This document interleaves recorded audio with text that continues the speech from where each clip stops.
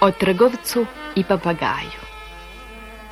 Neki trgovac imao je papagaja koji je dugo živeo. Jedanput trgovac krenuo u Bengal trgovačkim poslom. Pre odlaska sakupi sve svoje ukućane pa im reče: ja odlazim, govorite šta da vam donesem na poklon iz Bengala. Svako reče kakav bi poklon želeo da dobije i trgovac obeća da će im ispuniti sve želje. Zatim se pozdravi sa porodicom i već se spremao da pođe kad se nečeg seti i priđe papagajevom kavezu. A šta tebi da donesem? Upita trgovac papagaja. Ništa mi nije potrebno, odgovori papagaj, ali ipak imam jednu molbu. Ako je možeš ispuniti, reći ću ti kakva je to molba. Kakva je to molba? Upita trgovac sa osmehom. Ako bude mogao, ispunit ću je. Tada papagaj reče: u Bengalu, u onoj zemlji u koju ti ideš da trguješ, na jednom polju raste veliko drvo, a na drvetu su gnezda mnogih papagaja. Molim te, dođi do tog drveta i izruči papagajima moj pozdrav. Zatim im reci: moj papagaj koji sedi u kavezu moli da vam kažem da vi slobodno letite po šumama i baštama, a o onome koji pati i ne mislite. Kamena su vaša srca. A kada sa mene, na uštap, doletite do nas zarobljenika, onda nas samo pogledate i opet odletite da jedete plodove. Ako nam ne pomognete, mi ćemo ovako i umreti u kavezu. Neka ti na to odgovore, a ti mi saopšti njihov odgovor. Time ćeš mi učiniti veliku uslugu. Dobro, ispunit ću tvoju molbu, reče trgovac papagaju i zapisa njegove reči. Stiže trgovac u Bengal, nakupova robe i pre nego što će krenuti natrag ode u polje o kome mu je govorio papagaj. Gleda i doista na polju raste ogromno staro drvo, a na njegovim granama sedi jato papagaja.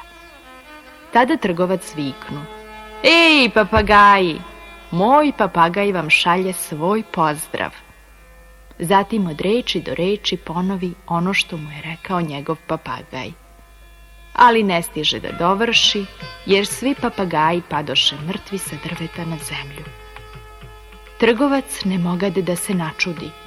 Sigurno, pomisli, ovi divlji papagaji behu verni prijatelji mog papagaja. Kada čuše njegov pozdrav, padoše mrtvi. Tako je on neko vreme gledao papagaje, zatim se vrati u grad i poče da se sprema za put. Najzad se srećno vrati kući i razdeli svojim ukućanima poklone. Svakome donese ono za što ga je molio. Samo papagaju ne donese odgovor na njegov pozdrav. Bojao se da će ga rastužiti vešću o smrti prijatelja, te mu ništa ne reče. Ali ga papagaj sam pita: zar ti, domaćine, nisi odneo moj pozdrav? Zašto ne čujem odgovor? Tvoj pozdrav saopštih tvojim prijateljima, odgovori trgovac, ali odgovora ne dobih.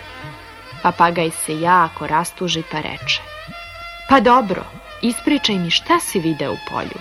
Hteo ne hteo, trgovac je morao da ispriča kako je bilo. Stigoh ti ja do tog polja o kome si mi ti govorio. Vidim na drvetu sede papagaji. Tek što im izručih tvoj pozdrav, kad oni svi kao jedan popadaše s grana na zemlju. Eto zašto nemam šta da ti kažem. Ne stiže trgovac to da ispriča, a papagaj se zaljulja i pade mrtav sa grančice na dno kaveza. Trgovcu beše žao papagaja i on pomisli: nije trebalo da mu pričam o smrti njegovih prijatelja. Uze papagaja za noge i izbaci ga kroz prozor. A papagaj prhnu i odlete. Tada trgovac razumede da papagaji nisu umrli.